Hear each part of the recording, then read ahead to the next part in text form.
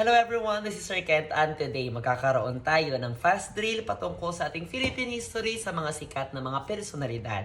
Na sa ating Philippine history, we have our Philippine heroes na din. Handa na ba? Let's start. Kapag tinanong sa board exam, sino po yung nanguna sa pinaka-mahaba, the longest revolt in Philippine history? That's Daguhoy. San po yung revolt ni Daguhoy? Sa Bohol po yan. Sino naman po yung nanguna sa revolusyon sa Ilocos? That's Diego Silang. Noong napas lang po si Diego Silang, sino po yung nagpatuloy ng revolusyon sa Ilocos? Yung kanya pong asawang si Gabriela Silang. Sino naman po yung tinaguriang the brain of the revolution?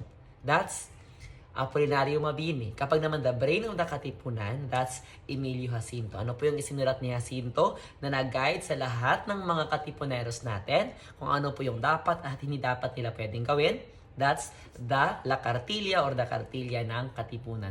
Ano naman po yung isinulat ni Apolinario Mabini? That's the El Verdadero Decalogo. Sino po yung tinaguri ang the Sublime Paralytic or ang dakilang lumpo? Mabini pa rin. Ama ng demokrasya, Andres Bonifacio. Sino po yung nagtatag ng KKK? Bonifacio pa rin. Ano po yung full name ng KKK?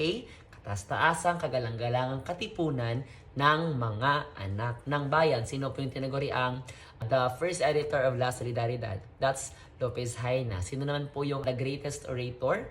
Lopez Haina pa rin. How about sino yung ano po yung magazine or ng publication ng propaganda movement? That's the La Solidaridad. And I already uploaded the pen names.